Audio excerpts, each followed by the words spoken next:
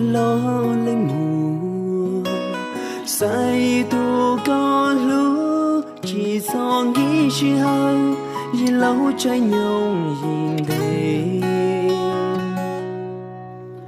yo tuôn đời yo cũ tua yo tao mu chỉ bỏ cả tu chia mà mu con đến đời con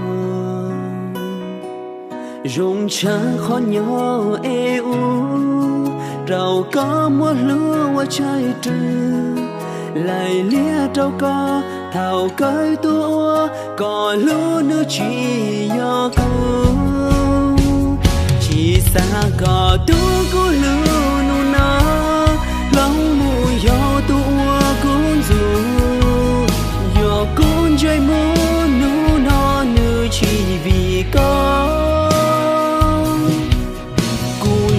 chia khó tao lo lu co giờ tiếng ơi tao lo cho in ra kẻ xứ lo rong lời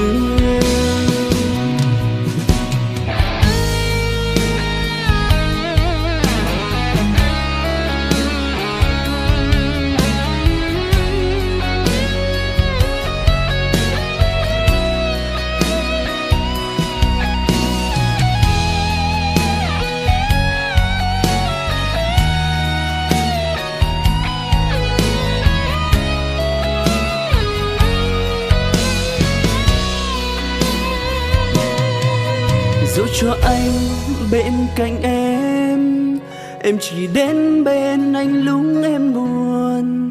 Dù anh yêu em và quan tâm em, người em yêu không là anh.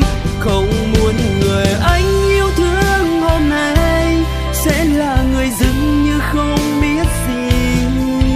Và anh ra đi hôm nay không phải vì em.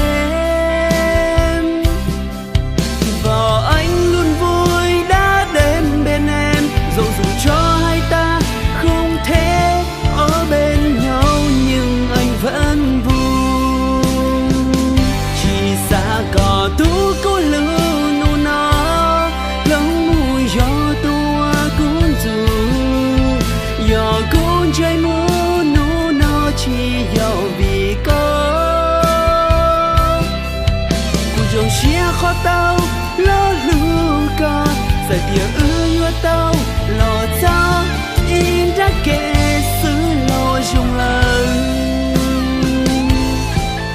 Và anh luôn vui đã đến yêu em, dù cho hai ta không thể ở bên nhau nhưng anh vẫn vui.